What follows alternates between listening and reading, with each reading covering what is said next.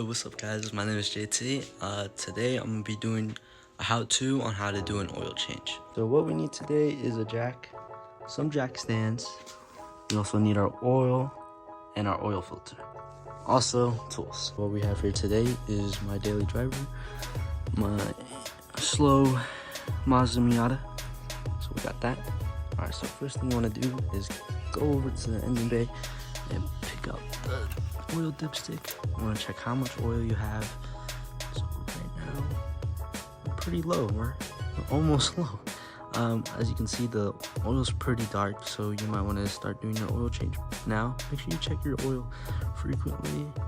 Alright, so we have our oil cap right here. This is where we're going to be putting our oil down. Also forgot to mention that we're going to need a funnel. Things first, you want to go jack up your car, make sure it's all flat.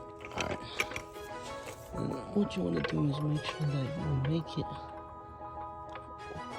it just barely clears. Alright, so what you want to do is find your jacking points. Mine's just right here, towards the middle. Alright, so now once you find your jacking point, start jacking up your car.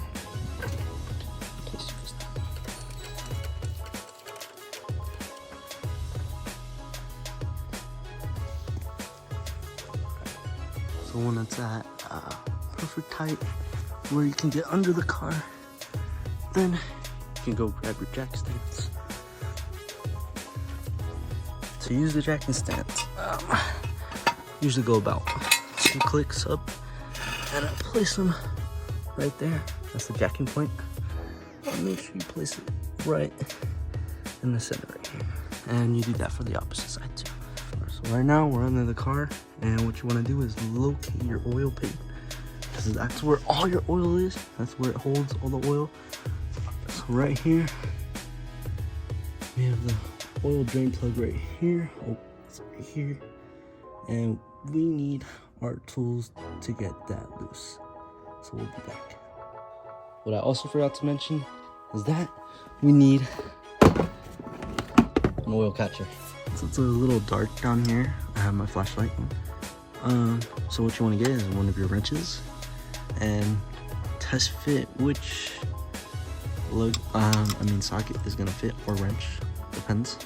So right now this one right here I have is a 19 mil, and we gotta loosen a little bit. Make sure you don't want to loosen it up too much. Alright, so once you have it loosened a little bit where you can, and unscrew it.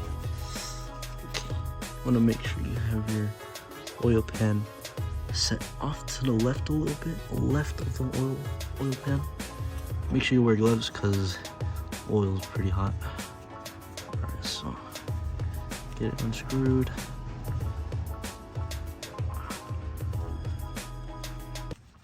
It's a pretty long thread, but you can see the oil start spilling.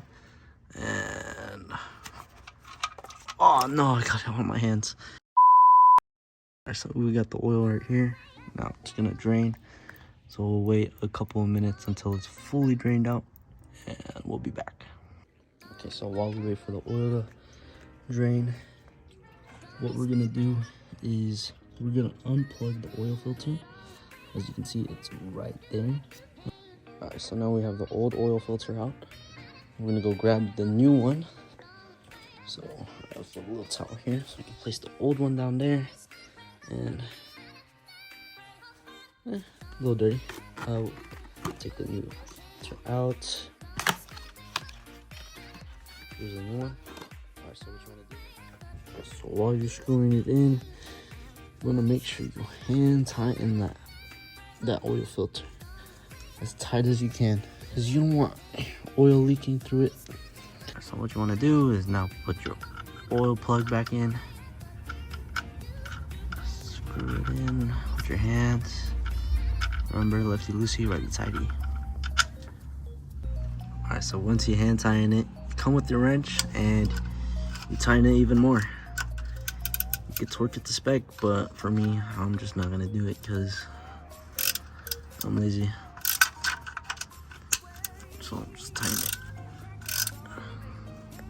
So now that we have our oil drained and we have our oil filter back on, we're gonna start adding oil.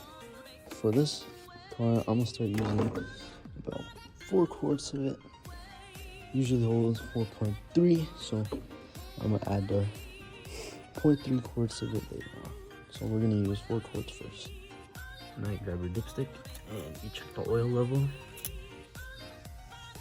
Dip it back in again.